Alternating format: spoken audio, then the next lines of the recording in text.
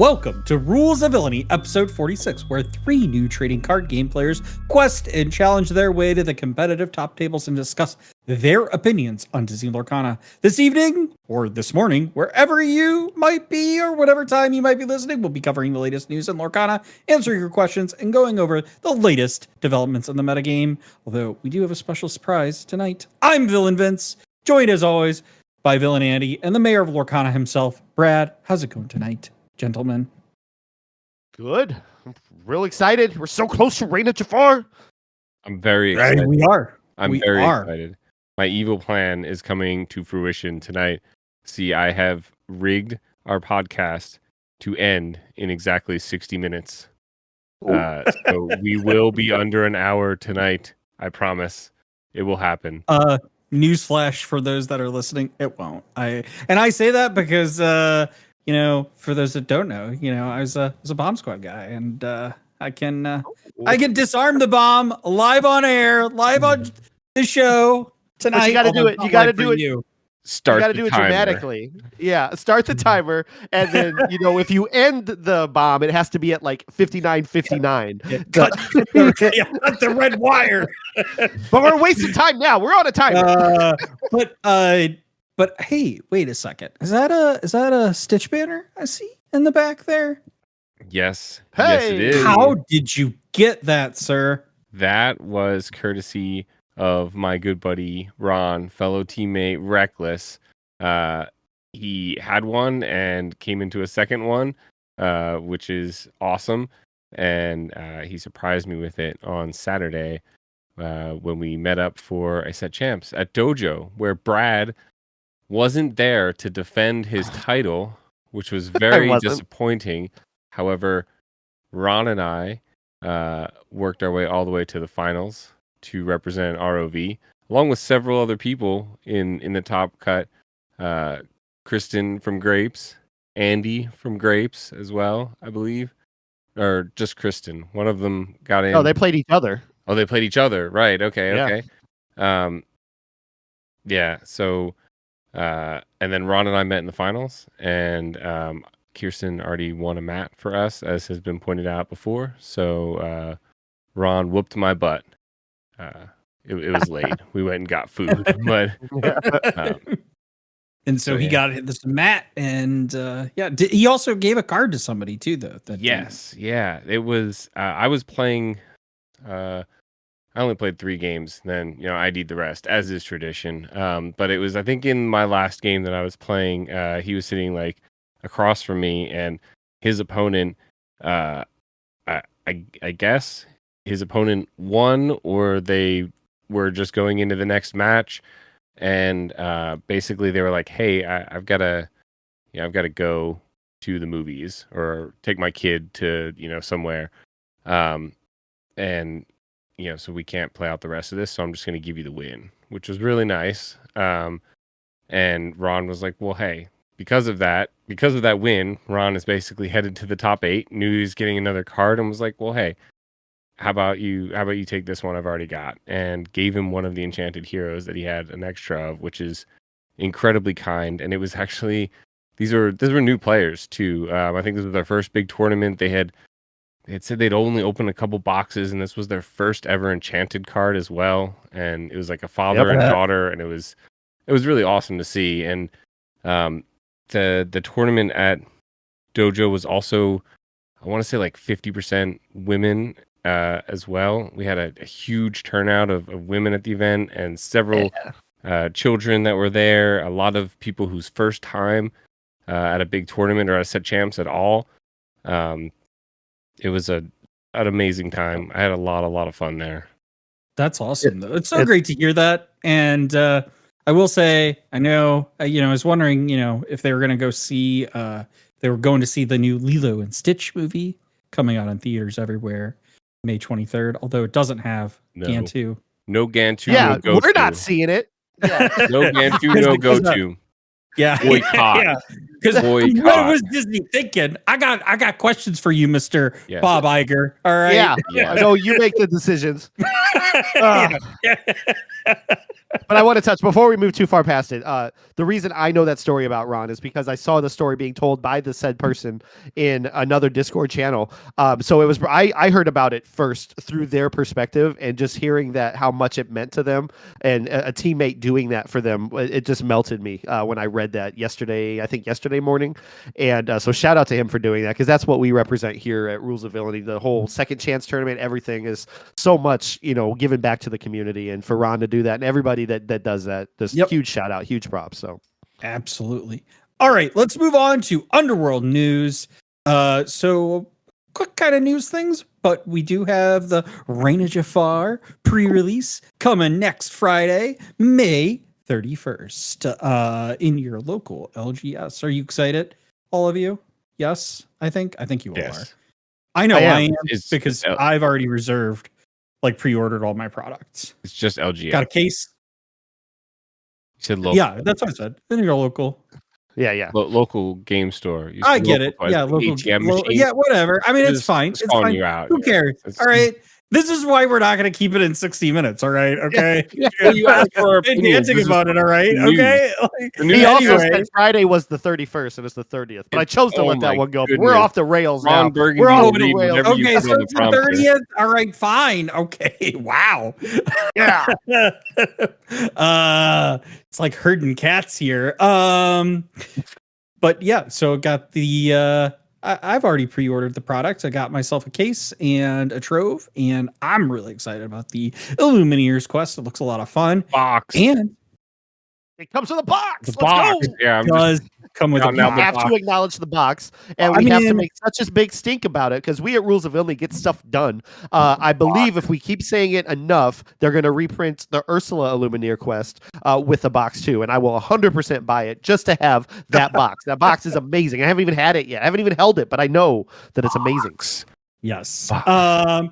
But a whole bunch of content creators have gotten early product in North America, which is amazing, because I take that. Our European counterpart. No, I'm just kidding. They have theirs too. We just got it first this time. For the first time, the content creators here are actually getting product, and I'm so excited for it. Dan Regal at Overexerted and Citizens of Lorcana is actually live right now playing the Palace Heist, and I can't wait to go back and watch it. Yeah, so awesome. But yeah, I know so far we've had Katie at Lore Keepers in, friend of the pod. We've been on their podcast or their YouTube channel as well. Yeah. Rebecca Quest, the Illumineers.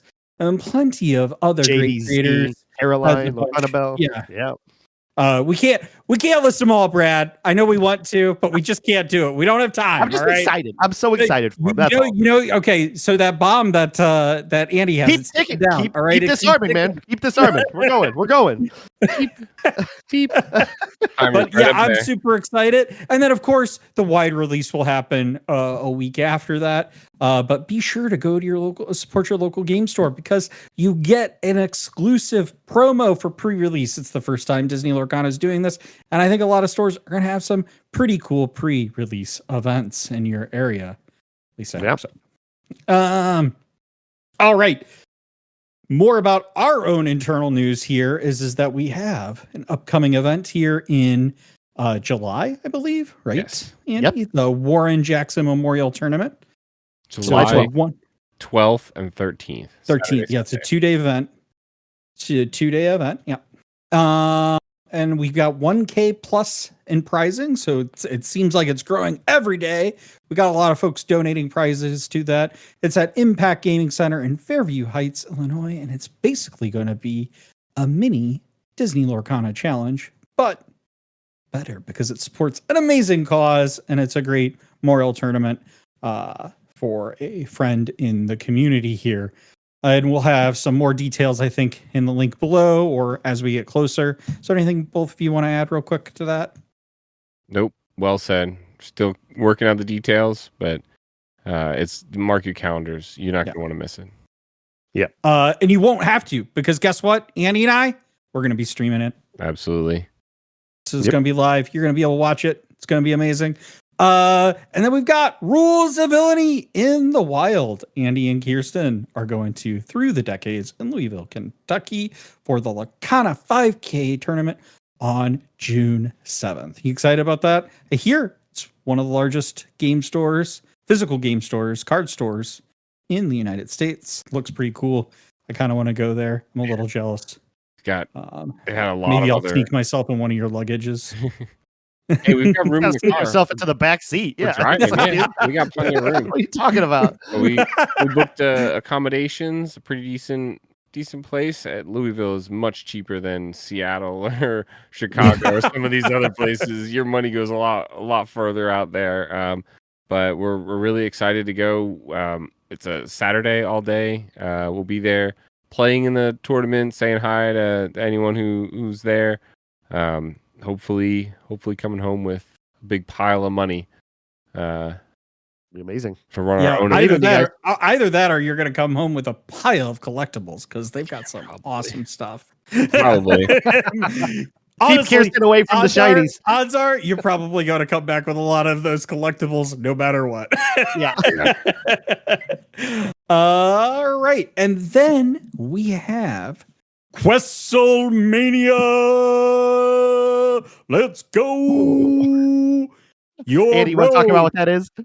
Questlemania. Take it away. Yeah. Villainy Andy. So as you guys know, our recent collab with Lorcana Heat, where Kirsten was in the finals. And as a token of thank you from Lorcana Heat, they really didn't have to. This is super awesome. We got stickers, Lorcana Heat stickers, and we've got our invitation and our Wrestling Pete card, which is kind of hard to see, but for our audio listeners and for those who can't see, it is embossed. It has got like a stamp. You can feel it, stamp of the Lorcana Heat logo in it. And so you will see the villains at Questlemania, hopefully bringing home the title for Rules of Villainy. That would be. I want to get one of those playmats that Lorgains won in the. Yeah. Did you see that playmat? It looks amazing, and I'm sure the Questlemania one, the premier event of the Questling world, will have the best playmat to attain. So Absolutely. really excited about that. Hopefully, I have a better showing than I did last time. But I did get to beat up on you a little bit. Yeah, you did. Hopefully, we don't get paired into each other, and we can divide and conquer and bring home. Because this goes on our resume, right? Like we'll get more sponsors.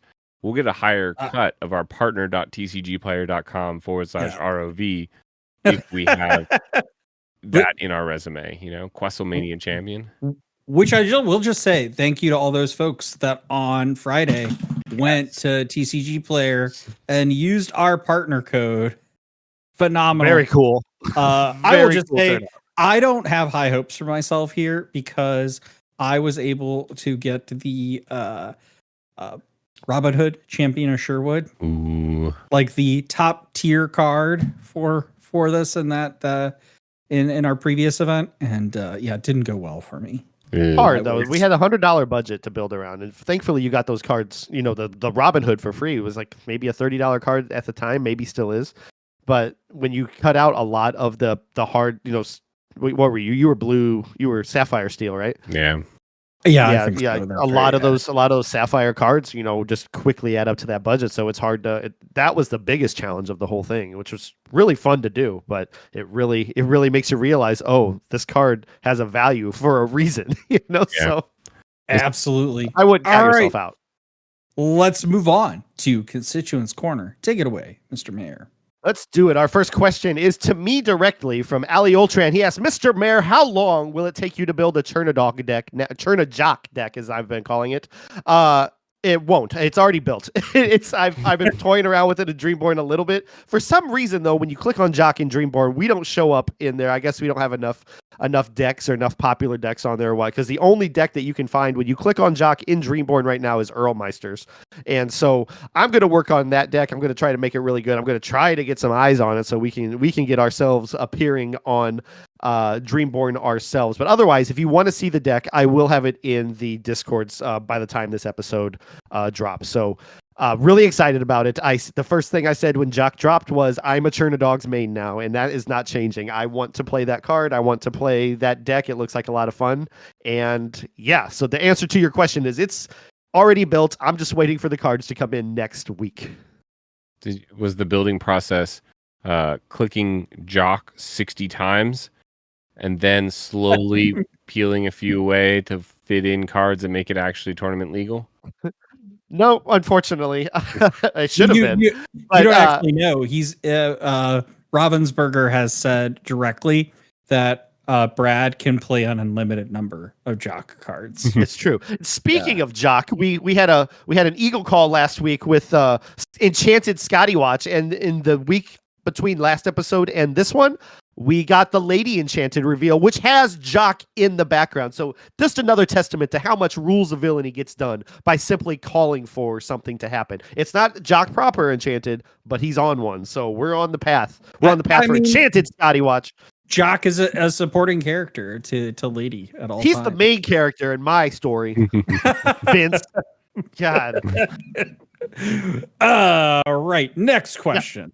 Next question is from Jackalope Spam. He says, we've seen a number of cards that interact with Floodborn characters. Do you think we'll ever see any interaction on Storyborn or Dreamborn cards? I found that interesting. What do you think, Vince? Yeah, I mean, I hope so. We don't see a lot of interaction with them right now. We do see that there is kind of some lore. Although I do feel like at the beginning, like in the first and second chapter, there's a much more clear-cut difference between Dreamborn and Storyborn. There seems to kind of like, it feels like that line is a little bit more blurry as we've gone on. So like sometimes when I'm trying to explain the difference to like new players, especially, like, what does Storyborn mean? And it's like, don't worry about it for now. Nobody worries about it right now. But I hope so, because I think they have to matter at some point. But so I just think it's one of those classifications, Sure. that we just haven't quite activated yet, and Floodborn has been the key one. I mean, we had a whole set that was, was it Rise of the Floodborn? Yeah. Yeah, the second We're one. going to have Rise of the Dreamborn later? Well, I was thinking, like Remember the Dreamborn or something like that. Ooh, maybe.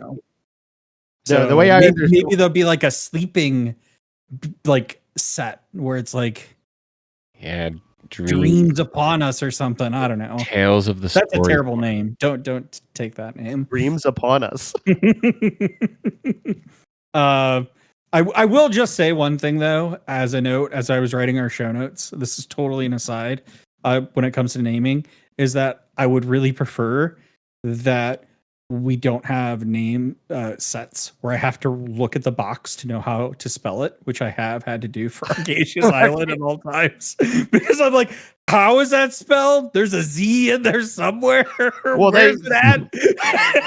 they had Reign of Jafar on all of the promo material, and you still say return. So I mean, I don't know if it's a spelling issue or a Vince issue, to be honest. Well, I've gotten better at the Reign of Jafar. Okay, I was all right. All right. It's really hard because there is a property or a sequel that exists called Return of Jafar that we've known for 30 years, right? So yeah, I mean, it was a VHS tape. I had it, the clamshell. It's all good times. Sure. Rise of Jafufu. Prince Abubu. Anyway, next question. Next question is from Paul, also from our Discord. He asks, with all of the Diablo hate, do you see any way they should reprint Devoted Herald, even if it is a staple of Emerald decks? Well, Brad thinks it should be reprinted. I do. Well, in the situation that was presented to me, I think that it's a card that is not as big of a problem, and especially without the shift line. But this question I wanted to give to Andy before I really dive into it. What do you think, Andy? Well, I agree. Diablo is not really a problem. So like, it just depends on whether Ravensburger has other ways to give Emerald draw, and or just is old school Rules of Villainy and hates Emerald, and just doesn't want it to have draw. So like, I don't think it's like this. Do you see any way they would reprint Diablo? Like, sure, why not? Like, the card's not that crazy. But this kind of led to like this huge discussion in our Discord, and we ended up doing a poll. What was the most hated card, essentially? Brad was really mad that more people didn't vote for Pirate's Life because Brad has it out for that card. But the real most hated card is Pete's No Actions, in case you guys were wondering. The only people that voted for that were Sapphire, Ruby, and Steel Song players. You mean like half of the meta right now? Okay, cool. Yes, I know. I was just have fun with continue. No, it's fine. But it did kind of, we were talking more about it, and this is something we haven't talked about yet with like the rotation and stuff. Is I think while we may not reprint Diablo and Fabled, there's no reason we can't reprint Diablo later. So, if they reprint a card, you're thinking, oh my goodness, now I've got 8 more sets or 8 more sets, I guess, of this card before I get, before it goes away potentially. But maybe they don't reprint it, and then they reprint it in a set halfway through, right? Like they've done with this Hook and this Puppy card, right? And it'll kind of give this ability to bring back different cards at different points in time. So there's room for compromise there, Paul. We could have, no Diablo for 2 sets, and then Diablo for 4 sets or whatever it is, and then no Diablo for a little bit, and then bring them back, or do that with any card, really. So I think it'll be. I'm trying to look on the positive side of rotation here. Half my cards about to be useless, but it can. So what you're saying, Andy, if I get this correct, is don't put your current Diablo's Devoted Heralds into the shredder just yet. Correct. Yes. Well, I mean, you can put your Prince Johns in the shredder, and your Sudden Chills, those definitely belong in the shredder. And actually, inside knowledge, Bend to My Will is actually going to be banned. So go ahead and put that in the shredder too. I have that on an inside knowledge. This card in general is actually going to be removed from the game. So don't. Brad, are you writing are you writing all these predictions down so that I will definitely timestamp it. See what comes true in the next few weeks. We gotta try. Anything else you want to add? You gotta shoot your shot, right? You gotta try. I thought of something in the middle of that by Andy talking just the question in general, and I started thinking that how Diablo has one of the prettiest enchanteds. One of our teammates, Megan, just got a full playset of it for Mother's Day. She got one last year and then the other 3 this year. Being that I just had this random thought, and it's kind of a tangent here, but being that it is one of the better enchanteds, and it was one of the better cards throughout the metas recently, do you think? This is basically a quest or challenge question, that any card with an enchanted will be available for or will be in the line for reprint, because like it kind of sucks to have to, you're putting away your regulars and your foils of the card that's getting rotated out, but like to keep your like if you want to play with your enchanted and you can't, that kind of feels really bad, right? Or am I just? I think are you asking, does having an enchanted help sway whether you get a reprint or not, or does you think it makes you immune from getting a reprint? I wouldn't say immune, because there are some enchanted cards that don't bad, see play, right? Or really, like, really bad. Sure. Yeah, okay. I wouldn't say bad. Wait, how dare you say that about Revive? Snuggly Duckling. That's literally the one I'm looking at the moment. By the way, I almost bought it on the TCG player sale because it's so cheap. I did too, but they had sold it. They had already sold it, so I got a refund. The same thing happened to me. Oh, I got a bunch. I bought a bunch, and I'm getting money back, and not the enchanteds for several of them. I'm really disappointed. But I we're getting off track. Bell's House Enchanted, $12. I saw it listed for. We are almost in single digits for an enchanted card.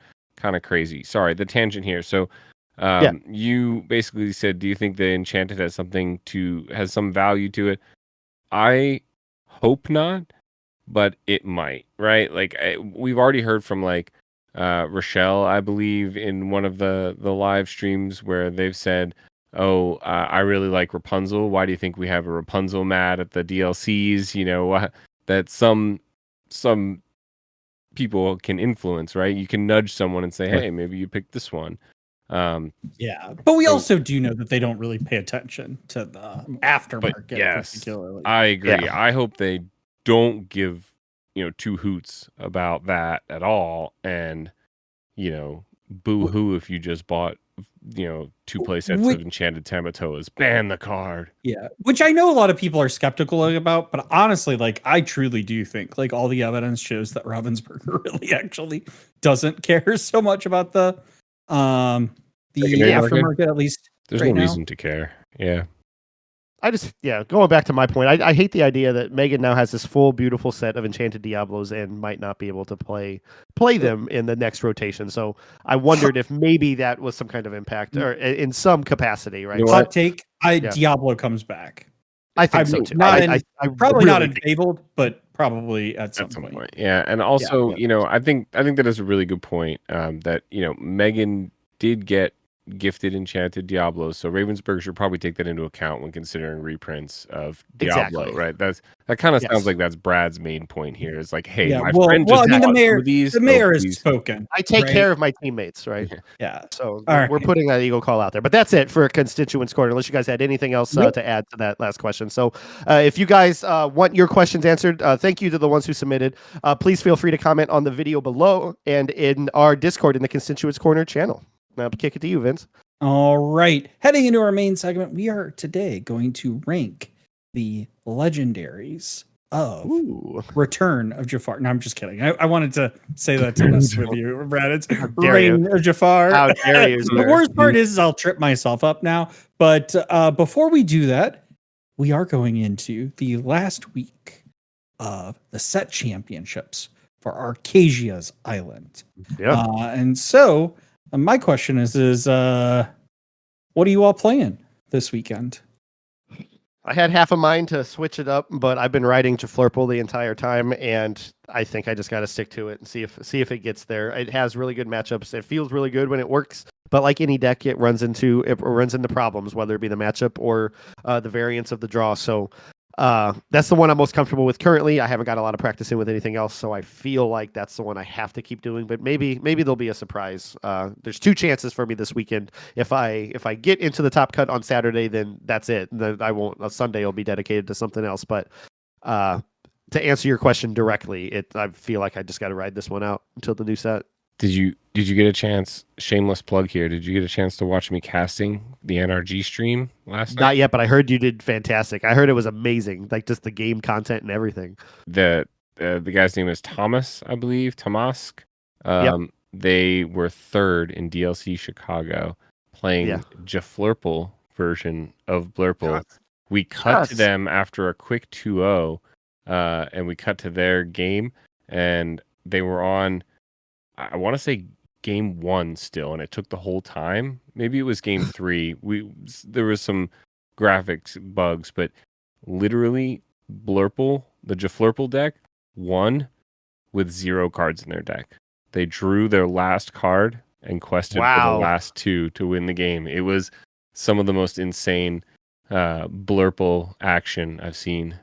The first time I ever played that deck was a Monday night against our teammate Ryan. I was trying it out for the first time against his Ruby Amethyst, and I think it was Ruby Amethyst. Whatever it was, it got me down. I was drawing so much in my first iteration of the deck that I got down to the very last card in the deck before taking the win. It was absolutely insane, and he was cracking up the entire time as my deck just got smaller and smaller and smaller. But it got there. It got the win and got me, okay, this is kind of fun. And then did some tweaks with Steven here on our team and made it a lot better than what I originally had it. And we've seen, as you've seen, Tomas playing it, and Mikey Hayes over on Twitter is a pioneer for the Jaflurple deck. And I think Knive, who's coming into town this weekend, has won, I don't know if he's won 2 set championships, but he's definitely top cut with it twice. Nice. I said, well, we might have a mirror match if you're playing it this weekend. So we'll see. Vince, what do you Jaflurple is real. What are you playing, Vince? Ruby Sapphire. Of course. You playing the item version or the Manor Protect version? A Manor Protect version. Okay, that's probably what I'm going to play as well. That's what I've been playing the last couple ones. I just don't think the items version is fast enough. Well, it's not fast enough. Necessarily fast enough. It can't deal with faster decks, is what you mean, right? Although you did stream one match. Yeah. That was like wild. So that one, but that was a less aggro version of the Oh yeah, the His blue opponent was steel. playing blue steel. Yeah. Yeah, the blue steel was definitely a traditional like ramp on 3, sing whole new world on 5, and Ray, who was playing the Ruby Sapphire items, was actually playing a Haufen challenge list, which is the pile of cards. I think it translates to from German. LD Lorcana decks has that challenge to play 25 unique cards in a deck and win a set champs. And so he was practicing for that. We saw some pretty crazy stuff. Ron, Reckless, our teammate, is taking some inspiration from that as well. I got him the deck list, and we might head down to Farmington next week, this coming weekend, get some all you can eat barbecue, and then try and defend our I title. feel like all you can eat barbecue shouldn't be a thing. I'm Especially told when it's there. well done. A barbecue. It's barbecue. Sorry, Low meat and joke. low. Meat joke for long time listeners there, Andy. But it goes, But Andy, one of you've my won a set championship. So are you sticking with like a serious deck? You gonna play a fun deck? What's the? Well, before he answers that, let's be clear. I think everybody should go into every game thinking their deck is fun. Well, You know what I mean? I get the distinction here. I think I that get is the distinction untrue. that You should play the best deck, and if you're not having fun, that's too bad. That's too bad. So sad. I get the Crying is distinction. Like breaking you're your talking opponent's about your discard. super meta deck. Oh my god! Come on. Sorry. His card. What's the point? What's the point in playing a super serious deck if you're not having fun, right? But I just wanted to point out the distinction there is like he's talking super meta versus racer People deck are right now, which saying might this be is the meta best soon. deck. But I've heard Listen. people say the meta deck. get out of here. Look, I still subscribe to this idea that there is a limited amount of fun to be had in every game of Disney Lorcana, and I show up at the table to have all of that fun. Okay, so I'm sorry if you don't have it. Yeah. I have it this game.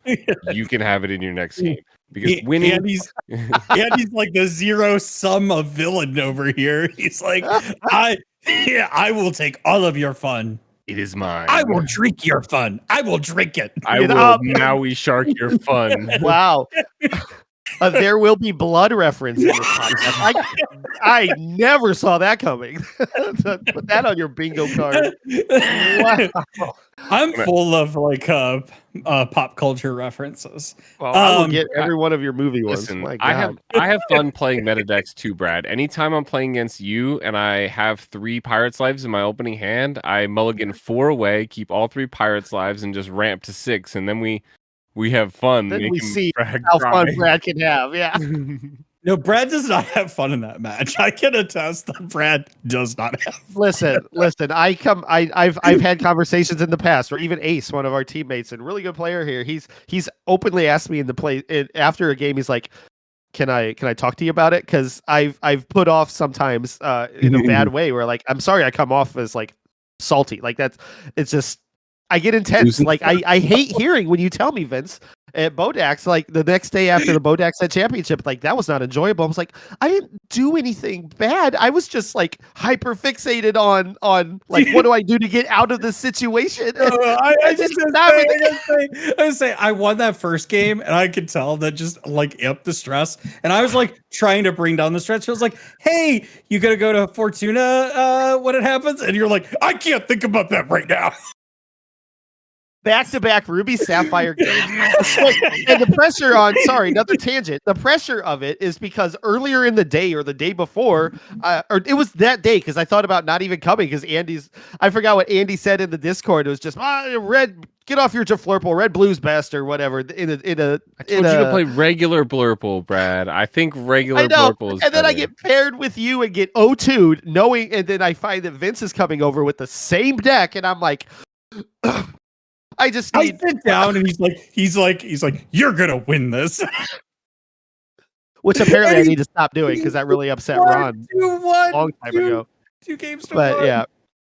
but it was a hard 2-1. Like it was intense and it was good Lorcana, but I don't mean to make it intense. I genuinely have fun, the pressure comes from being you guys, right? Like I talked about Lorcana and play Lorcana with you guys all the time. Like if it's a kid sitting across from me or literally anybody else, like I bring down the pressure on myself because Honestly, Listen, the only game I won that day was against a child. Yeah, okay, and honestly, like I'm not gonna lie, when I sit down across from a kid, the pressure does get relieved sometimes a little bit because I'm like, unfortunately, I'm like literally 5 times as old as you, at least, if not like 10, maybe. That I can't do math, but some of them are really good. But ultimately, it's if I sat across from Vince, I think is when I'd be the most comfortable. I'd be like, okay. All right, easy win, no stress. No, that's not what I'm thinking, and that's not what I'm thinking with kids either. We're just yeah. Anyway, let's get back to the question here. So, Fun Deck, what? Got off track. I'm sorry. Yeah, no, you're good. It's all good. I think Brad's Blurple, Jaflurple is an option. Kirsten's been playing some of the Baja Blast variants, but yeah, in general, we were just going to talk about once you've met your goals. You got the card, you got the play mat, play some fun decks or whatever.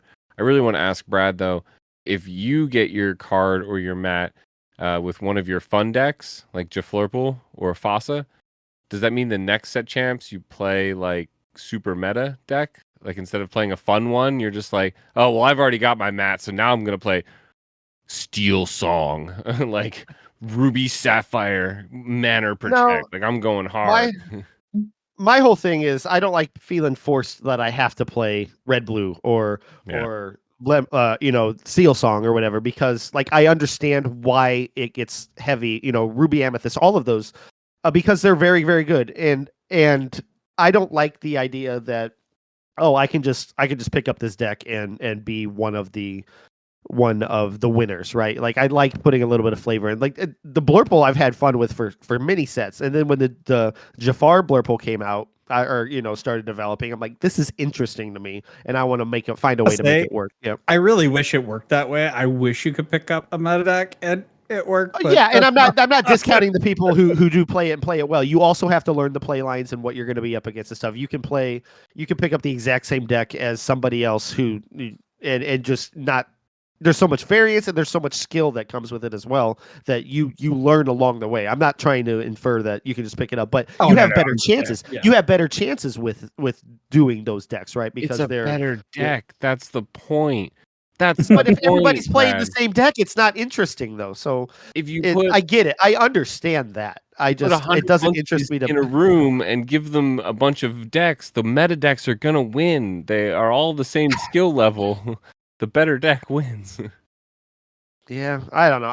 But you're right. There's something because there's so many cards in the game and so many. With that being said, though, I would consider Blurple and even the a meta deck. No, Blurple is a really good deck. Yeah. That's why Brad switched to Jaflurple instead. He was like, I can't be playing a meta deck. I won't be caught. I literally that's Blurple's too good now. I've got to find it. I literally told Travis today, I said that Blurple used to be a meme deck. Nobody played it. And over the course of because we were talking about rotation and how things are going to change. And I'm like, Blurple is top. It's only getting better. And there's different variations of it that find success with it right now. And, with rotation coming up and decks changing and everything, that it's certainly not a meme anymore. And that's going to change with all these decks and rotations and stuff. So, that I understand the joke that Andy made there. I'm not going to just completely go away from Blurple, but I'm always going to look for something that seems more interesting or more, the idea sounds more fun to me. I don't know, but it's all good. Yeah. All right. Well, I wish everybody here the best of luck on their set championships. I hope you get exactly what you want. I'm hoping to get a card. That's all I really want. If I can sneak into 8th place, I'll be happy about that. We'll see. Yep.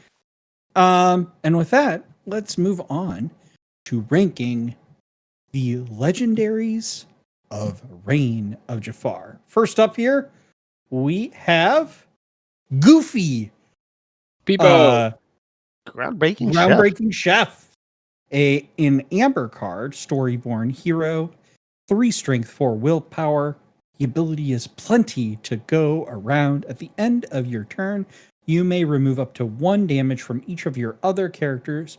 Ready each character, you remove damage this way. Quest for 2. It's a 4 cost inkable.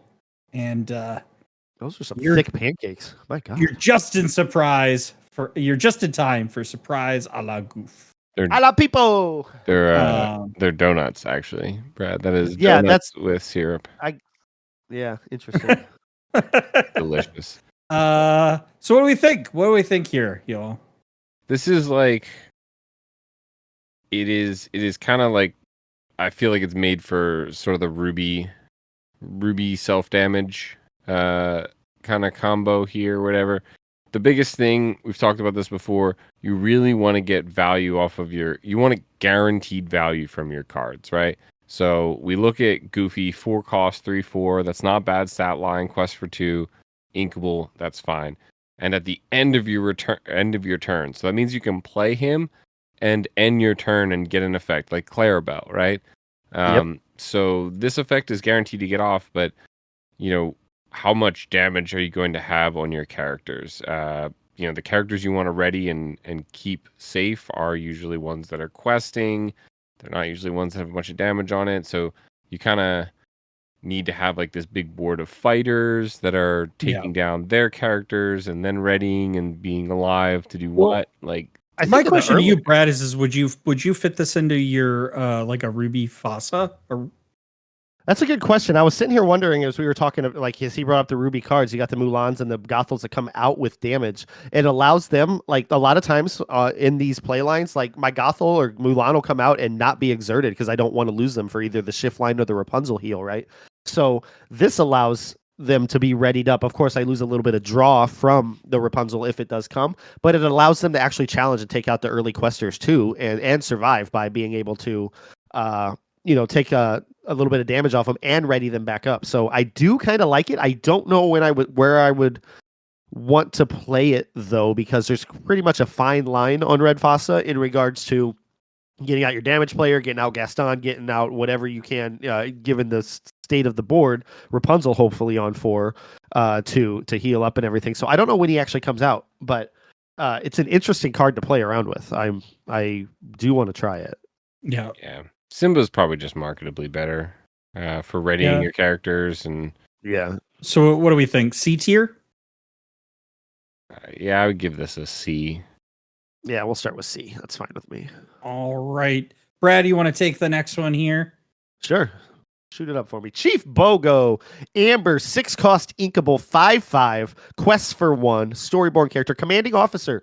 Sending backup is the ability. During an opponent's turn, whenever one of your characters with bodyguard is banished, you may reveal the top card of your deck. If it's a character card that is 5 cost or less, you may play that character for free, otherwise put it on top of your deck. This is a fascinating one. It's I think I would probably slot this in over Goofy on the Ruby Fossa decks because it's the same. What bodyguards do you have? That's also true. Yeah. I forgot about the bodyguard part already. Yeah, this goes into some sort of like Steel Fossa. Heavy bodyguard because you almost want to just like chain bodyguards off this, right? Like the point is you have a huge mass of bodyguards. Forget the bodyguard. You play this out. So this is another thing, instant value. It does not get instant value unless you already have a bodyguard out, which is not like sort of the ideal scenario. But you play this, then you play a bodyguard. It comes in exerted. They banish it. The idea is that like you then hit another bodyguard off of it. Imagine having like a Maximus and then just it getting banished with their Maui, and then like a Goofy Musketeer just gets pulled off the top and put into play, exerted, and like Bagheera, like I could see an Amber Steel bodyguard deck, thriving with it with this kind of. Yeah, I just think the problem is that this is really expensive. Yeah, and the combination that you need in order to hit this off makes it easy, potentially easy for your opponent to get around. But I will say one thing, it will be interesting. The viability of this card might change in set 8 because there might be some less removal, we don't know Set what's being 9 when reprinted. Fabled, yeah. And when Fable comes out. So Essentially. I will just say, if I knew what Fable was at, maybe I would give this a higher rank. But I think for me, this is a solid D tier card. I think I'd have to give it a C. My grade would be a C. It plays a character. It plays cards for free. Problem is just really that bodyguards themselves are ancillary characters. You need a bodyguard is great when you have this mass of like questers in front of it. And so you have to have this mass of bodyguards. It's just kind of not as valuable. If everybody's a bodyguard, then nobody's a bodyguard too. Yep. So they're just questers, right? So yep. I kind of lean. I mean, I would be generous. I'm more generous. I would probably say C as well because I do like the idea of an Amber Steel bodyguard deck. But I think D, depending on how things play out, the word free. It could very well just be a D. That's it has free in it, but that bumps me up to C for me. Yeah. Well, let's put it in C tier.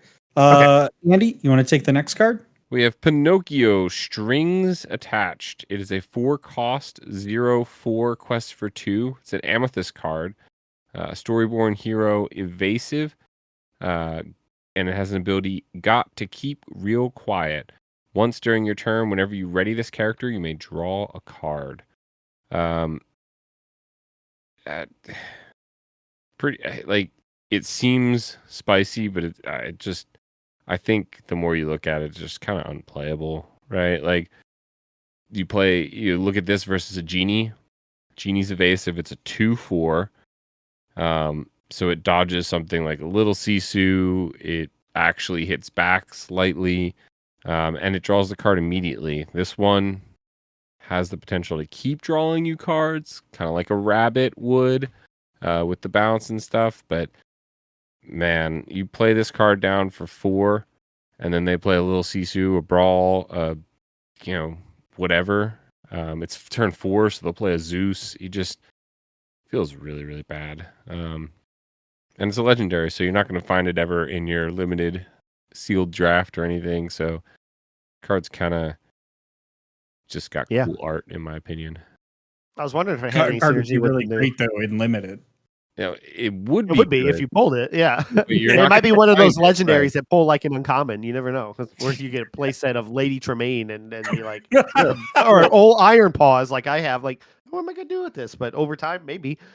I was looking to see if it had any synergy with the new Jiminy Cricket. That's a 2-cost inkable with evasive and gives rush characters come in exerted. So like he wouldn't be foxed immediately, but there's a whole turn gap between the Jiminy Cricket and the Pinocchio here. And it looks like actually the art, the Jiminy Cricket is hanging above Pinocchio while he's falling for that key. But yeah, I still think it's a D tier. Yeah, I think this is a D tier solidly because how you said, Andy, it's hard to, and like you have to wait 2 turns before you can even potentially get a draw off this, unless you're using something like I guess you could use like a croquet mallet, right, or something to exert a card. Croquet mallet, rush in, do 0 damage to something.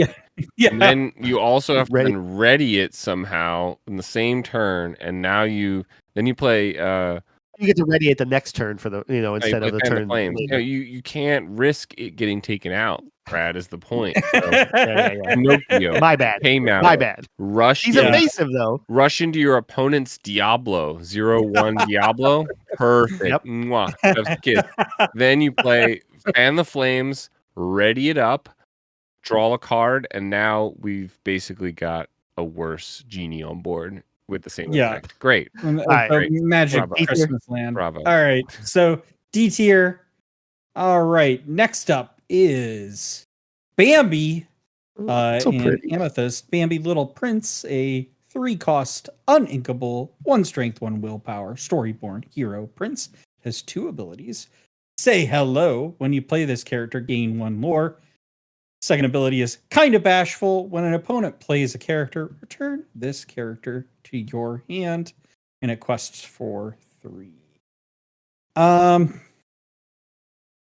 It's annoying, that's for sure. I don't think this card is good, but it is absolutely going to get played against me in a top 8 match after I got first seed, darn it all, and then they're gonna rush me down with their aggro, and there's nothing I can do about it. I'm salty already. Hasn't even been printed. I like the idea. I like the idea of it. but the 3-cost uninkable makes it kind of hard. The idea of just instant lore, getting one lore when you play it, and then it forces the character, your opponent, to use removal on it. Otherwise, it just bounces back to your hand. You rarely ever get the quest with it. If they don't, it's either getting banished or go back to your hand. So It's definitely like a late game play card, right? Yeah. Because I don't think you'd want to play this early, because I think you'd be worried about your opponent having all the early access removal, right? Like this is but the problem is like, I don't know where you would put this in a deck. Yeah. The White Rose. It goes in a hyper aggro deck and it takes the spot of something like a White Rose because at the best, they don't play a character and you get to quest for 3. The problem is that basically it can be very, very negative, kind of like a Daisy Duck, where you need to play a character and have it stick to the board, and they don't have removal, but all of the cards that they play to advance their board state, like just, imagine you're playing Ruby Sapphire and you're trying to get rid of these cards and you're like, oh, I don't have a Hades or a Let It Go or a big Sisu, but you can just play a Shark and it bounces back to their hand, and now you've removed their character and you've developed your Shark. So like it can be really punishing. The benefit is that you just keep gaining 1 lore every time you play it. So I almost think like playing it early is kind of can be annoying to them. But again, I started off by saying I think this card's gonna be bad. Like I think this is a bad card. It's another one that if you get this in limited, it's pretty nice, pretty good, I think. But yeah. Yeah, I mean, especially because a person can keep playing this over and over again. Yeah. So what are we thinking? C tier for this? Probably D tier. You think D tier? I think this does C. You kind of convinced me, Andy, that this might end up in an aggro deck. Okay, C tier is fine. Just because if I put it in D tier, there's going to be more people playing it against me, and I'll be even more upset in the future. All right, where are we at with the timer? Where are we at with the timer, Vince? On the bomb. I don't know. Andy's keeping track of that timer. Up next, it's probably over. You. We probably already lost. The podcast is probably over. Nobody's listening to this right now. Raya, off to you. Raya. Off to me. Oh, it's Brad. You. Go. Raya, a 6-cost inkable, infiltration expert, 5/5, storyboard hero, princess. Unconventional tactics is the ability. She quests for 2, and whenever this character quests, you may pay 2 ink to ready another chosen character. The art on this is amazing, and I feel like this is a piece that is going to make Baja Blast pop off with the ramp that you get from the Sapphire, and then the ink that it costs to ready another chosen character with no restrictions. There's a lot of juicy combos you can do with it. I think this Raya is going to be a star, A tier, if not S tier. I mean, this is a really good card in Sapphire. Because otherwise it can be very expensive. And again, it doesn't do anything the turn it comes out. Yeah, that's the thing that gets me about this is like you need to have an ETB effect for it, and I just think that she's a 5/5, so she sticks around too. So like, well, I guess not from Zeus, but that's fair. Yeah. That's fair. Yeah, but 6 shark. All removal is in play at like 6 ink when you're playing this, unless you've ramped with Sapphire. Almost all removal is in play. Even if you've ramped, you've got things like Mother Knows Best that's just going to bounce it to your hand, no problem. Very annoying. But it is a very, very strong card if it can happen. And with Sapphire being its best pairing, Sapphire gives ward very well. It has that magical Christmas Land Mufasa combo with like 4 You Came Backs and a bunch of Mufasas. So it's a spicy card. It is a really, really good card to get in limited, sealed, and draft as well. If you get one, great. I think I'm gonna go B tier here. I think it's A. I think it's A. Easy. I think it's A. I have her in A. Yeah. All right, A tier it is. A tier it is. All right, next up, Andy. Rapunzel, High Climber, 5 cost, 2/5 Emerald card, Dreamborn Hero Princess, Evasive. Wrapped Up is the ability. Whenever this character quests, chosen opposing character can't quest during their next turn. and she quests for 2. So it is kind of not great statted character. I guess it has Elsa stats, right? The 2/5, evasive for 5. And then when it quests, it's essentially Heffalumps and Woozles, right? It's got the Heffalumps and Woozles effect. Yeah. I don't know. I mean, it just at 5 cost in most Emerald decks, you're doing something much more impactful in the game. And I just, if you're trying to remove or prevent something, this isn't the card for that, mate. And if you're trying to, quest as fast as you possibly can, again, this isn't the card for you, mate. Like Super Peepo, or not Super Peepo, regular Peepo, Green Peepo is probably a better 5-drop there, or something like that to try and really threaten lore. Yeah, it's great if you get it in limited. Yeah. So what are you saying? I say probably C tier. I would probably give this B tier. I was thinking B. B. The effect of not questing 2/5. I mean, she like you said, she's brawlable, seesuable, all that stuff as well. But Yeah.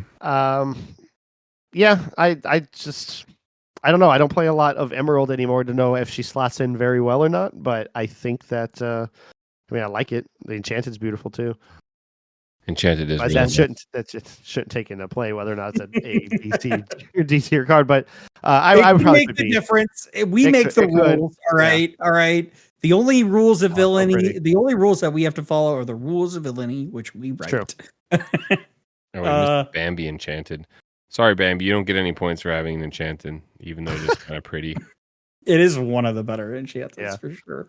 And Liam's B story tier. on the thing. Low key, I think these enchantments are all super, super nice. These are really good enchantments, this set. Anyway, All right, Rapunzel goes into B tier. B tier. Next up is Tinkerbell. 2 cost, Inkable Tinkerbell, Insistent Fairy. 1 strength, 1 willpower, Storyborn Ally Fairy. Has evasive, the ability, pay attention. Whenever you play a character with 5 strength or more, you may exert them to gain 2 lore, and it quests for 1. Let me ask you this. Let me pose this comparison. Fairy v Fairy. We have Tinkerbell and we have Blue Fairy. Okay? Both same cost, same stat line, evasive cards. Tinkerbell, you play characters with 5 strength or more, exert them and get 2 lore. Blue Fairy, you play any Floodborn, you draw a card. Which one do you think is better? I think I still take this one. I know that draw is king. Yeah. I know You draw take is the king in Tinkerbell? the game.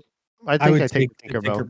I think both of Yeah. you are crazy. I think both of How you many Floodborns are you need to playing? check your CO2 monitor. How How let many me ask Floodborns are you playing? So and how then- many? like And at what point are you playing him that she's on the board? it's just I'm just saying that, like, in general, if you're trying to build around one of these characters, for one, I would much rather draw a card than have 2 lore, because most cards can equal more than 2 lore easily. But let me ask you a question, Andy. Okay. What is the objective of this game? Is to get to 20 lore, but How do you get to 20 lore?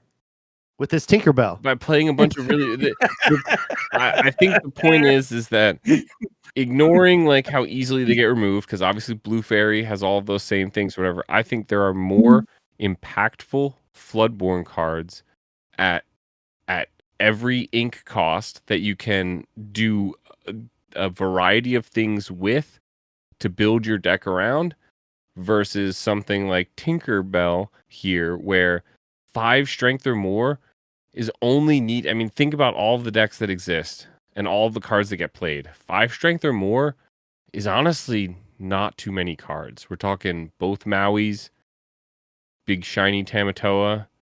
There are 88 cards that get played, Vince. All right, not that many are in your that deck are list. 5 strength or more. And honestly, some of this might be overlap because I'm using Dreamborn for Right. it, so they might be counting some. But a lot of those aren't Cards. getting played, right? So In my mind, and maybe I'm wrong, but without completely running the numbers and looking at them or whatever, I feel like I can find. I mean, we've seen the blue fairy decks work with Amethyst Steel, and there are enough good Floodborns that can be played just on curve without shifting them, all that stuff, drawing cards. That's a very good card. I don't know that I want to trade that idea of drawing a card for gaining 2 lore. And then on top of that, I don't know that I can adequately meet the condition of 5 strength or more easily than I could meet the condition of being Floodborn, while still having a good variety of quality cards that do everything I want them to do in my deck, you know? Yeah. Yeah. Say there are some actually like Ruby has some Good ones, yeah. The best cards to fit this. I mean, both Mauis are like automatically, you know, worth it, right? And then, you know, some of them, a lot of the new bigger Prince John is a cards. 3 cost, so you play him immediately after. But and you've still got yeah. you've got the Maui from was that Inklands, the Soaring Demigod, which is reckless 5/2. Yeah, so and then this becomes the next problem though, is that you look at like that Maui, you look at the Pete, right? The 3 cost inkable 5/2 Pete. And you look at these other cards and you kind of get shoehorned into playing them, and I think those cards are the not good cards, right? That's where like if you're being shoehorned into playing all Floodborns, you know, you're playing Robin Hood, you're playing Bell, Accomplished Mystic, you're playing Tinkerbell, you're playing cards that are just like maybe not the best cards in the meta, but they're good cards. You're not like sacrificing Probably anything for it. But I would put this I think in C tier. Yeah, I Probably think so too. I think it's a good conversation, a good comparison, actually, Andy, to bringing up the Blue Fairy as well. I think it's C tier, or not? Yeah, C tier. I don't really have anything else to add. I think there are things to play around with it, but I think it's the same problem that you said. I think where because Blue Fairy is in Amethyst, it's purple, not blue. And Tinkerbell is in Ruby, but is wearing green. I think we should call this card colloquial Green Fairy. Just to really confuse All fans. right. We don't need that. Next up, Brad, you want to say?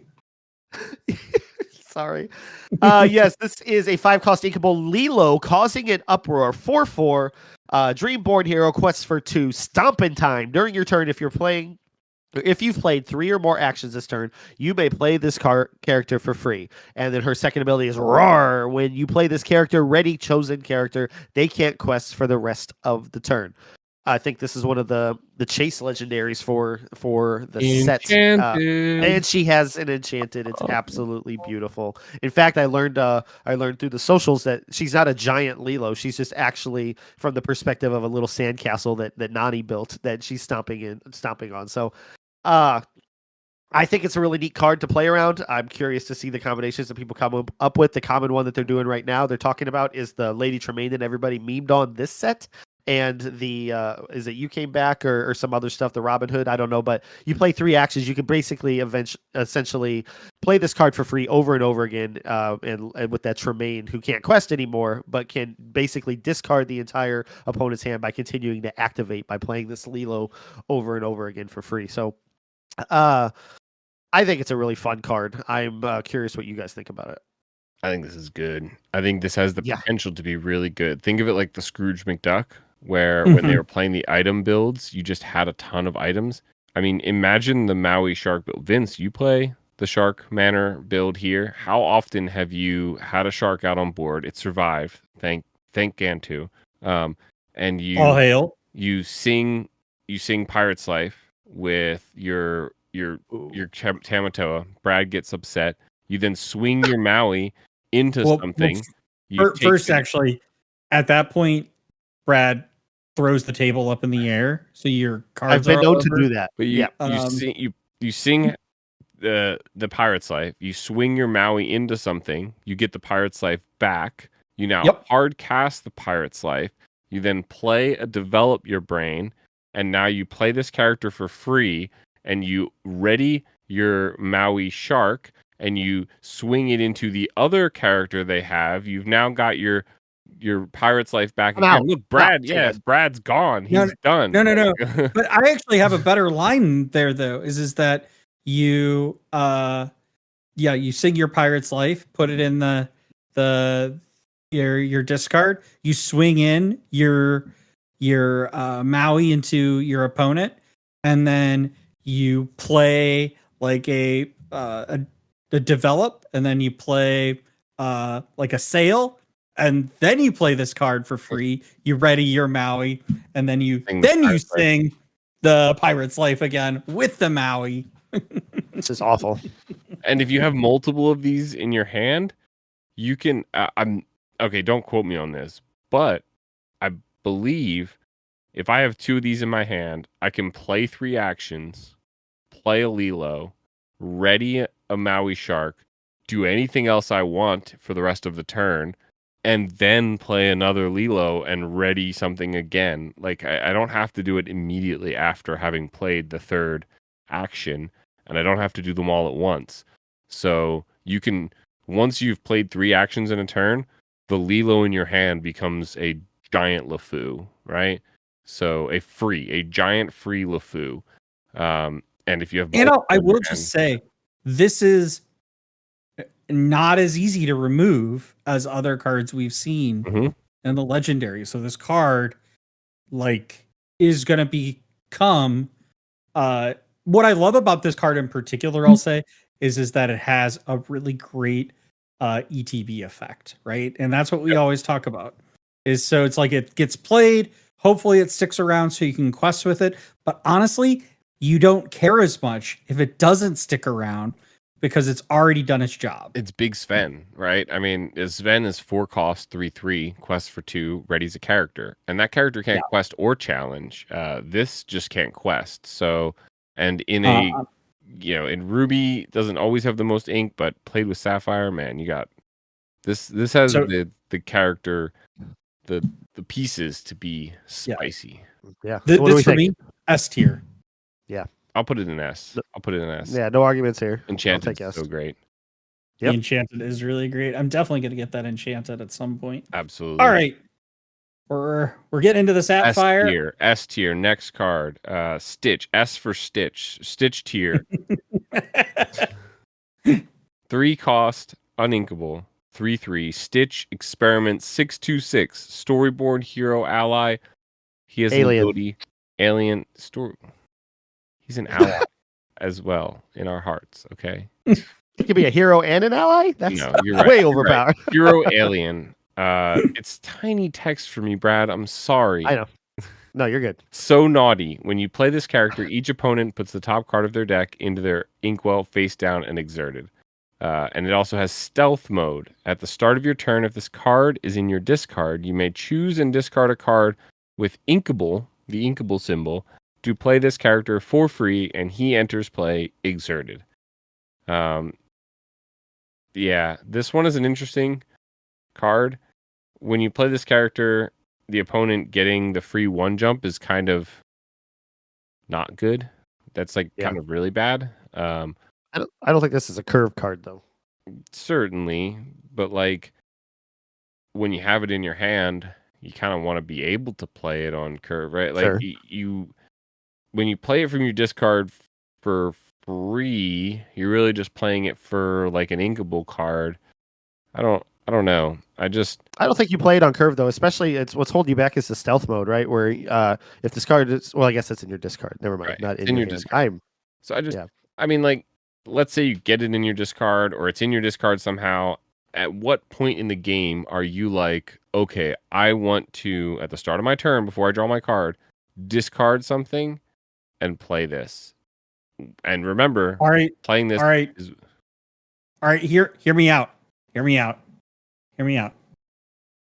You go all the way back to Shimmering Skies, and you pull out Merlin's Cottage.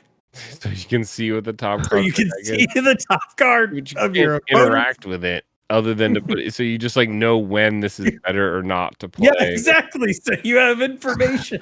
Then you're blocked out of playing it, and or I mean, no matter what, you're like, I don't know, because then you're right, because you can remove the top card of their deck, but you're giving them ink, which is really not great. I just don't know at what point in the game I'm like, I'm playing Sapphire. I grab that Tipo off the top. I've already got 14 ink. I don't need it. When am I like, you know what? I will ink this into my opponent's I would. well and get a 3/3 exerted that quests for 2. I was in that example specifically. I hate finding T-Poke because I know that at that late in the game, I know he's just ink. I would rather find this card, and I don't have the experience to say for certain or what RMB is seen, but on the local, or not the local, on the Discord. Wow, it's late. The Twitter space earlier this week, he was singing this card's praises. Like everybody was joking or like not so hot on this card when it was revealed, but he was swearing up and down like the things he's seen during practice with this card. It's something to be reckoned with. So that's at least something to note from a experienced player like him. I don't know where and when is the best time, but certainly interested. I like the synergy of like, not the synergy, but the thematics of this is the same thing that the Amber Lilo does from the last set, where you play it from the discard, but with more conditions. I just think I kind of tend to agree that I'm not sure at what point I would want to bring this card back. And really then you're using it as kind of and so then its abilities like basically ramp for everyone. No, ramp for just them. Each opponent. It's just them. Yeah. Oh, just each opponent. You don't get the ramp from it. Yeah. So whenever you play this, whether you play it from your hand or from your discard, your opponent is getting 1 free ink off the top of their deck, which is a downside almost any point in the game, in my opinion. It has less of a downside when they already have enough ink to do what they want to do. But you're literally just trading that top deck Tipo for this card out of your discard. And it's just so you bounce this back and forth 60 times. That's what you do. That's the answer. Yes. It's marginal, I think, to get this from your discard in exchange for that random inkable that you have. However,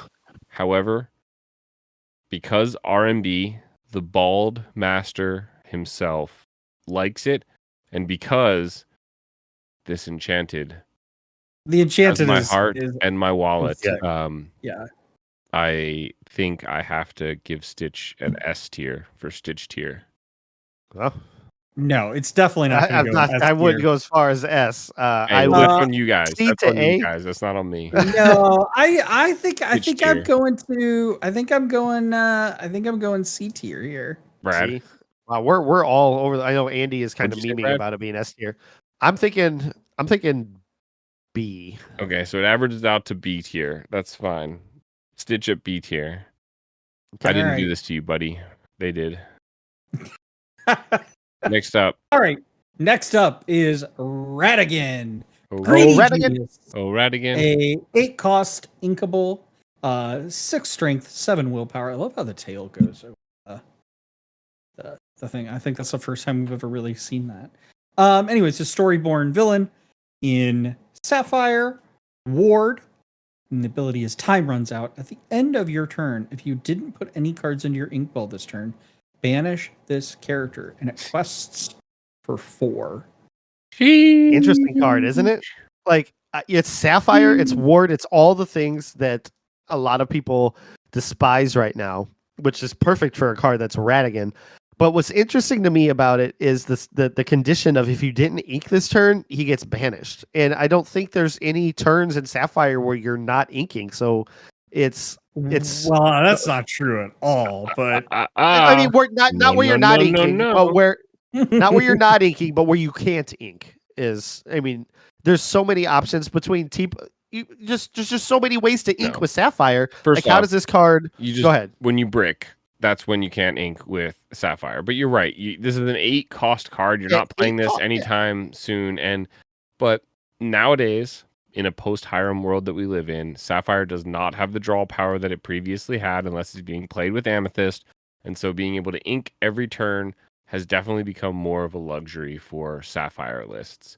That said, I don't think it is a very hard price to pay. If you look at the 1 cost 1/4 that quests for 2, the golden harp, magical golden harp, It's a one cost. It's a daisy. It's an inkable daisy duck that says you have to have played a song or else banish it. At the end of your turn, if you did not sing a song or play a song this turn, banish this character. Yeah. That is a lot harder to keep up with than this. But this, for This sure, almost guaranteed survives. This is guaranteed for lore unless they B-prep or something. Yeah, unless they brief. Yeah. Which, by the way, we don't know they're going to reprint in. They have to. I think they do. Or Brad Blitz. But no, but true. No. The only thing I'm thinking about right now is Ron's item deck. Like, this card just survives all the time because there's always a chance to ink. Like you said, no Hiram, no problem, because he's got.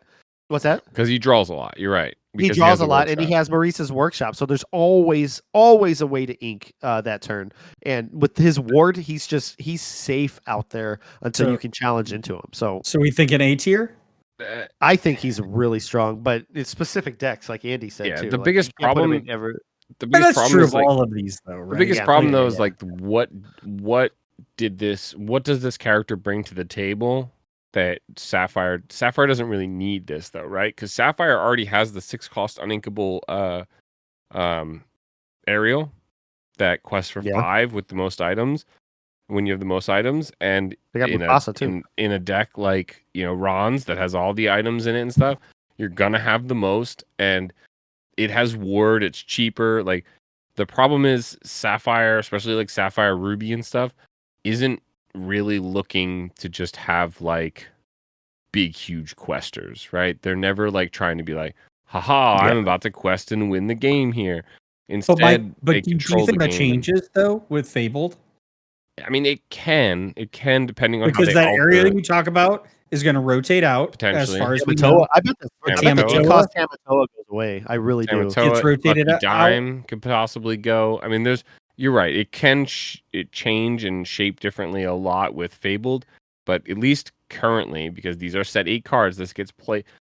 You guys doing Reign of Jafar dirty, all right? We gotta give it the justice it's due, all right? We have a set with the cards, and I think currently this just like it'll get played maybe because it's inkable and like because people are greedy, but this doesn't make it is a greedy card. Yeah, I think the other thing is the problem. One of the highlight I'll say is that there is no natural trade for this card. Yeah. Currently. Yep. Because the thing is like you're like, oh well, I would just take out the big Tammy. Well, it's like why the big Tammy gets more value if you're playing an item heavy deck, and it's also inkable. So it's like it's not like you're playing like an 8 or expensive card that's not inkable that you could be like, let me just trade this in for it and stuff. So I think like at best maybe you're gonna see decks put maybe like a 1 of 2 of these in to try. I don't see this becoming a 4 of like we have seen with say like the big Tammy, I'm beautiful, medium Tammy, the medium Tammy, happy Tammy, I'm beautiful baby Tammy as well. Yeah, that's right. Yeah, I don't know. But for that, I still think this is a good card. Yeah. And so I'll still say limited. I'll say get this in limited. GG's, you win. If you can play it, you get to 8. Yeah, you don't want to see that card early in limited. If I get this card, it is going in my deck, and it's going to be the first card I ink. Always inkable. It's always inkable. It's always inkable. All right. I say A tier. I think it's probably A tier. That's fine. All right. Next up, Brad. Oh, I thought I was getting the other one. That's fine. Namari. I can do it for you if you want the other one. No. We'll do Namari. 5-cost inkable, single-minded rivals, 0/5 stats, quests for 2. She is a Storyborn villain and princess. Strategic Edge is one of her abilities. When you play this character, and at the start of your turn, you may draw a card and choose and discard a card. And her second ability is Extreme Focus. This character gets +1 strength for each card in your discard. So she comes out as an 0/5, probably more than an 0/5 based on what's in your discard already. But then 1 wheel away, she's a 7/5. Absolutely insane. I mean, you say absolutely insane, and like there are definitely ways to play around this or whatever, but Or more than a 7/5 because it's your discard, not your hand. So it just becomes way more than that. if you think about it, at the absolute worst, if you play this card, it is no different than a Simba or a Mulan, right? Or the Knight in Training Cindy. Play it, draw a card, discard a card, because that's its own playability. So at 5 And when cost, you quest. right? But I mean, like at worst, Uh, right? Like if you Or at the play start of your this, turn, not when you No. quest. right? And we're talking about, It's we late. talked about a lot of these cards where you want to get guaranteed value off of them. This Damari is only guaranteed to get you one draw and discard, which is really not worth that much. You can do that on a 1-cost body.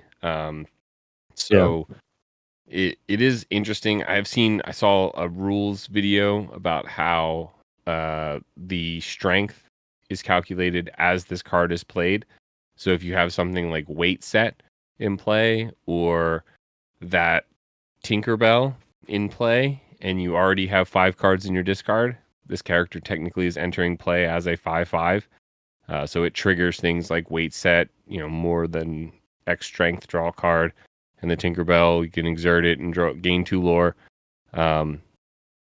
And you're right, it has the synergy with Whole New World. I mean, it could sing Whole New World. That'd be pretty nice. But like, what do you get for it, right? Like you Mickey on 3, you play this on 5. It's a 3/5 or something, and then you sing Whole New World, and now it's like an 8/5. And Yeah. like, you're just like, and then they just play Maui and they trade with it, and you're like, oh, like, Yeah, I guess you're right. Yeah. So it's just, I think it's interesting though. We is haven't in- seen a mechanic like that before. But yeah, It- you're right. and it feeds itself, right? By if you do its ability every turn, if this sticks around, it's a snowball that just keeps going. But yeah, I don't know. I'm not a huge fan of the draw a card, then choose a card and discard a card. Although, like, yeah, you're right that it does feed the card. I just don't really, never been a huge fan of you don't like filtering? that Yeah, it's just- mechanic. it's No, just I like hand filtering, Hand I don't fixing, like- that's what it's called.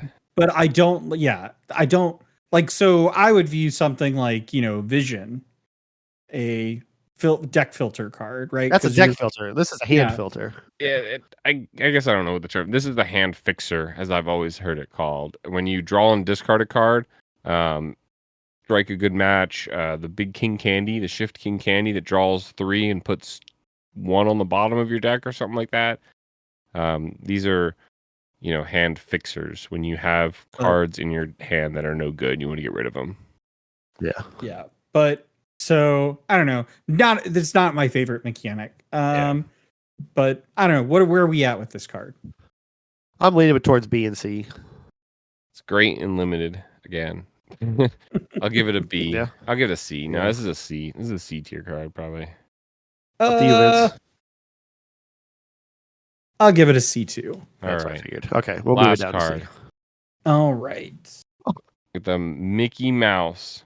Giant mouse. Oh my goodness. This is a 10 cost uninkable, 10 strength, 10 willpower bodyguard that quests for 5, that has an ability, the biggest star ever. When this character is banished, deal 5 damage to each opposing character. Let's go back to Chief My Bogo goodness. and my Amber Steel bodyguard deck because this Mickey is insane. Yeah, you say that though. We go back to Chief Bogo. I'll bring it back up real quick here. If it's a character card with cost it's 5 or less, 5 or less. Yep. See, Yeah. I So don't this read. I don't Mickey read or Mouse- remember well. I forgot about the bodyguard mechanic Right. on that one too. So But Read I it. will just say what happens when it's 11 o'clock? this is S plus tier in my mind. It's Mickey. Of course it is. Of course it is. I for was- you, Vince. But on the last legendary set or last legendary review, Vince was not high on the legendary Mickey we got last set, which I had a lot of fun with in my Jafar wheel throughout most of it. The 1/1 play any character for free when he's banished or when You he, can use when that with this yeah. card, right? you can. So look, this card is a big era. There's Bagheera, right? We got Bagheera last set. This is this is like Big giant Gira. Big Gira. He made a Big pun. He Gira. made a pun, and you missed it. Big Gira. Get it? Big Big era. Yeah. Gira. Yeah. It like the real question just becomes like obviously 10-10 quest for 5 damage grab sword essentially to the opposing when it's banished, if it can be banished. Good luck. And it, Hey, Dragonfire exists. And if you put Dragonfire on a giant Mickey, then shame on you. How dare you? yeah, well, you Dragonfire the giant Mickey and then you lose your entire board because it deals 5 damage. As you to everything. should. Yeah, It's Mickey Mouse, sir. So the question is, can all of those stats is it worth the 10 cost uninkable? And I mean, like, even in the most grindiest Sapphire games, like 10 ink is a lot.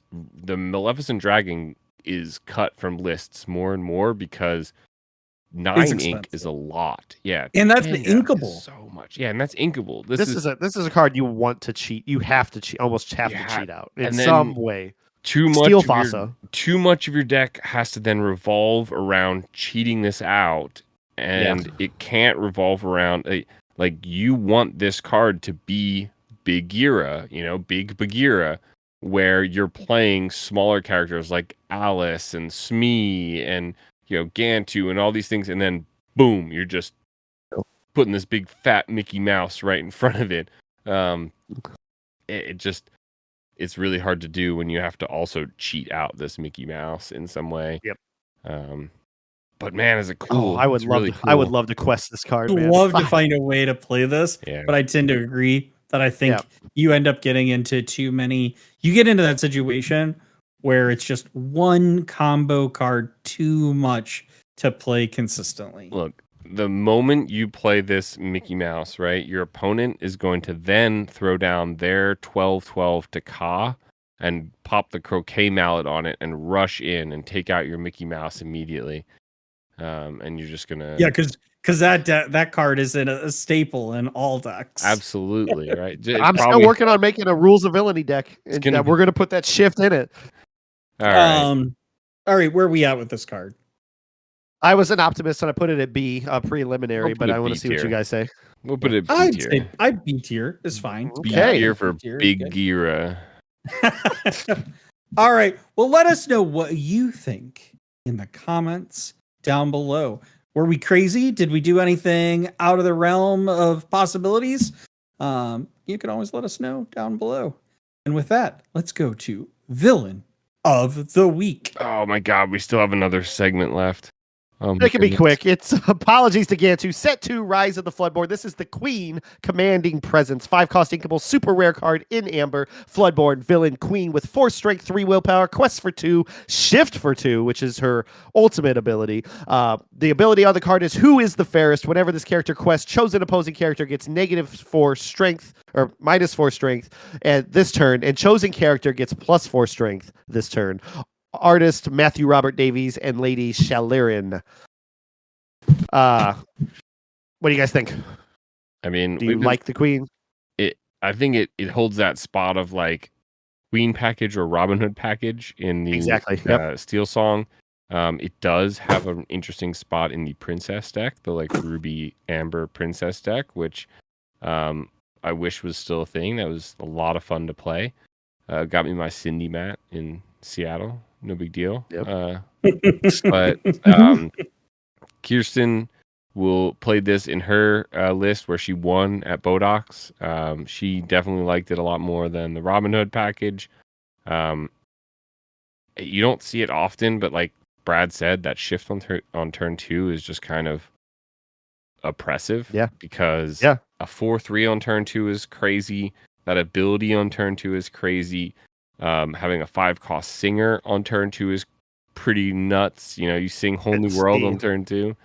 It's the earliest you can sing Whole New World. And what really clicked with me, another player told me at the time when I was still learning the game and like set 2, because that's when she came out, was that playing Whole New World on turn 2 is such a switch in tempo. I mean, it's a gamble for sure. We've talked about it before when we talked about Whole New World as one of our very first villains of the week, where they don't know. Imagine it being game one and they don't know that you're playing this queen package Whole New World, and they're altering hard for whatever they need. Their ramp, so for example, like a sapphire ruby ramp or whatever, and then on turn two, like everything that you got all the cards you needed in your altar, and then turn two, the queen just sings Whole New World and you're back to square one, and they're ahead because they have a 2-quester on board who is just going to decrease and increase strength as they continue to quest and load up your board as well. So it is one of the best Floodborns.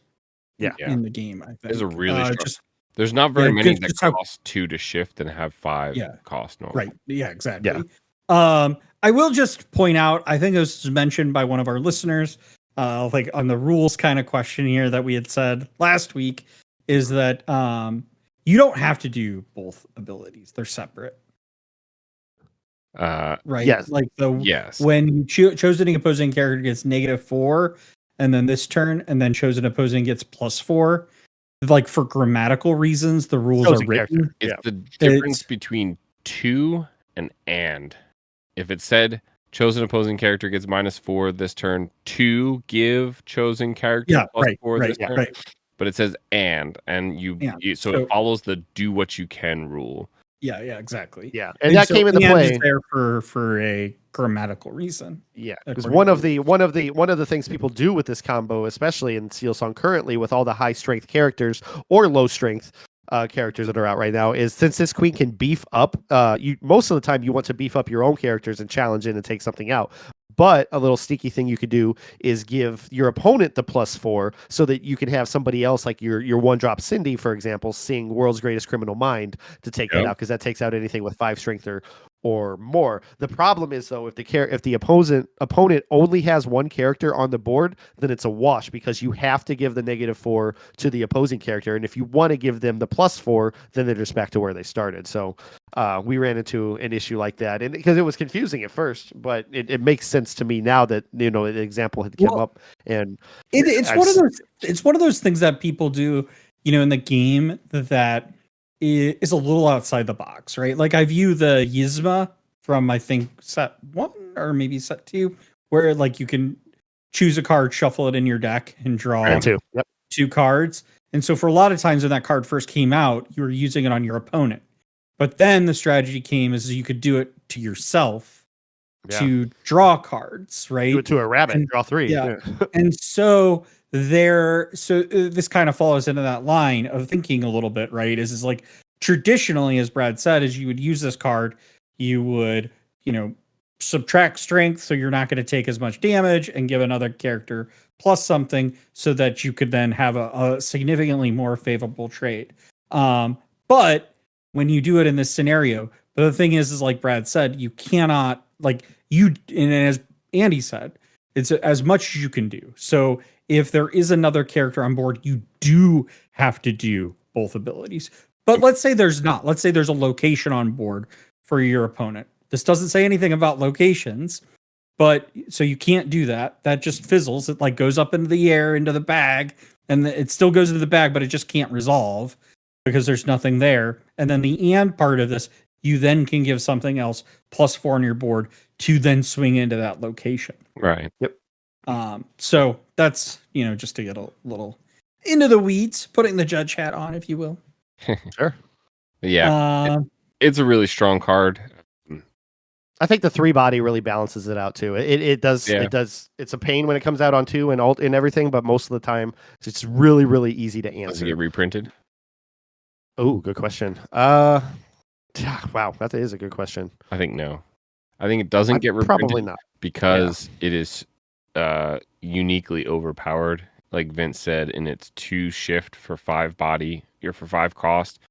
I think it's just slightly more powerful. It stands alone as the most value you can get out of a shift like that. Do you think we'll get a similar ability to this on something though?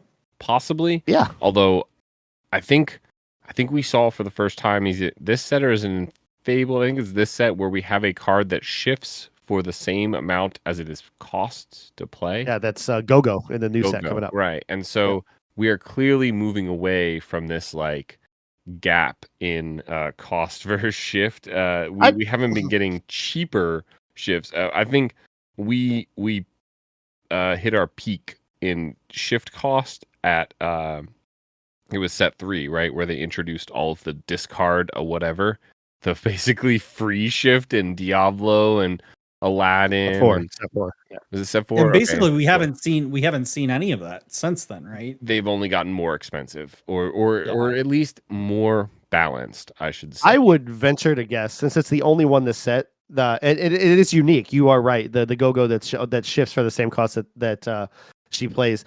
I think it's limited. It could very well be limited to just her card because of the synergy with her 2 shift target, or especially her Sapphire shift target that's also coming out this set. Right. But it could be a thing where Ravensburger determined over several sets that shifting is becoming a problem, and there are multiple shift targets for these to jump onto now. So might as well, if you want to shift this and get the shift ability, go for it. If not, you could just play it for 4 as well. Yeah. So yeah. All right. If I was just gonna say real quick, if you look at these new shift cards, Rhino costs 4, shift 2. Jasmine costs 4, shift 2. Then you have Hook costs 5, shift 3. Lumiere costs 5, shift 3. Perdita Tramp costs 6, shift 4. I think they're coming to a much more Like uniform, more uniform shift cost for these. I think so. And also the other thing I wanted to say really quick is that this queen is not worth reprinting if you don't reprint the 1 cost queen or have a good shift target for it. And I don't think they will, and I don't think they should waste 2 reprint spots on the queen package necessarily. It was fun. It lived its time, but I think So play it while you still can. Yeah. Yeah, I mean, easily accessible too. Use in the starter decks. Yeah, and if you're still trying to win a set champs, I mean, check out Brad's videos, the set champs decks, the sets, the meta report. I don't know what they're called, mate, but local meta report, local set report. Yeah, check them out. And there's a couple lists that have this queen. I think Ron's played it, Kirsten's played it. This is definitely a very, very competitive deck. And what about the artist showcase for these 2 artists? Yes. Artist showcase, 2 artists. Mr. Davies has 23 cards, 1 enchanted. It is the enchanted of the entire set, the Elsa, Spirit of Winter, which, of course, Vince is holding up right now. Show off to the audio listeners, and with a big smile. I hope we got a screenshot of that. If only we could see it if his autofocus focused on it. But a lot of really good cards here. Yensid which, by the way, did you guys know that's Disney backwards? I brought that up in the Discord a while back. Yeah. I had no idea that was. I didn't know that was a thing, but yeah. Yeah.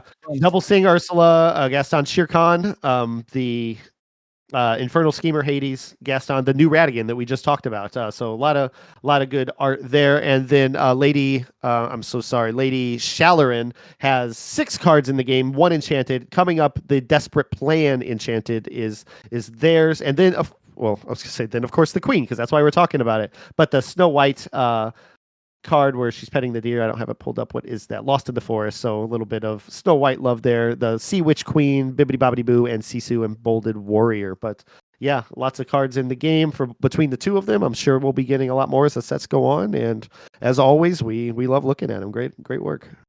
Yeah.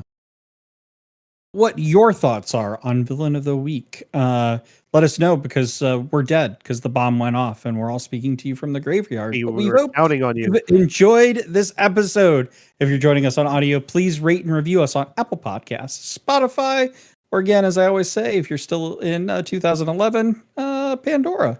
Thank you so much. And if you're joining us on YouTube, which if you're not, you really should be. We have a lot of fun over here.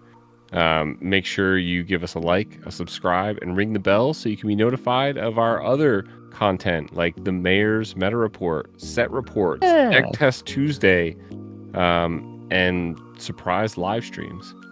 Yeah, whatever else we have in store. There'll be more stuff, and we appreciate you checking that out. We understand your time is valuable, so we appreciate you spending a little bit of it with us. If you would like to follow along on our devious plans, consider following us on our socials. We're on Instagram, Blue Sky, and the platform formerly known as Twitter at Rules of Villainy. We also have a growing community on Discord, which you can join with the link below.